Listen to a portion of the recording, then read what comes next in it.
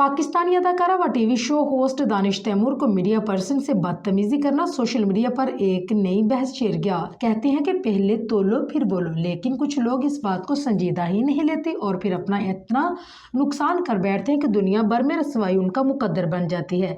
ऐसा ही कुछ दानिश तैमूर के साथ भी हुआ, जो एक तवील अरसे से शोबिस की दुनिया से मुंसलिक है और अपने कैरियर के अरूज पर पहुंचते हैं और इस अरूज को मुमकिन तौर पर संभाल नहीं पा रहे। दानिश तैमूर इन दिनों महफिल रमज़ान की मेज़बानी के फ़राइज़ सर अंजाम दे रहे हैं, जिसमें वो ऐसे बयान दे चुके हैं जिनकी वजह से उन्हें शदीद रसवाई का सामना करना पड़ा। तनकीद नगारों के हवाले से किया गया तबसरा हो या फिर अपनी अहली आयज़ा खान को शो का मेहमान बनाकर उनके सामने 4 शादियों के हक़ के हवाले से बात करते हुए कहना हो कि फ़िलहाल आयज़ा के साथ ज़िंदगी गुजारना चाहता हूँ।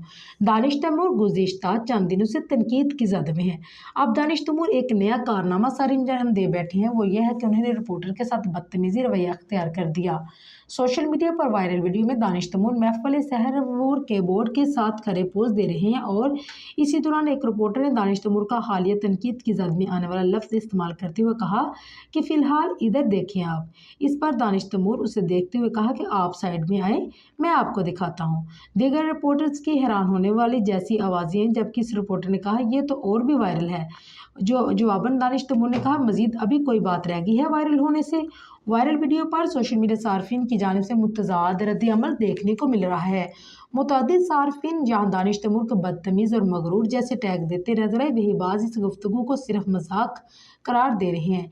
एक सार्फिन ने लिखा कि कैमरामैन की हरकत हद से बाहर थी, इसलिए उसका रद्द अमल जायज़ था, जबकि एक और सार्फिन ने लिखा है कि दानिश को आम से बात भी चुभ रही है, ऐसे जवाब देना गलत है।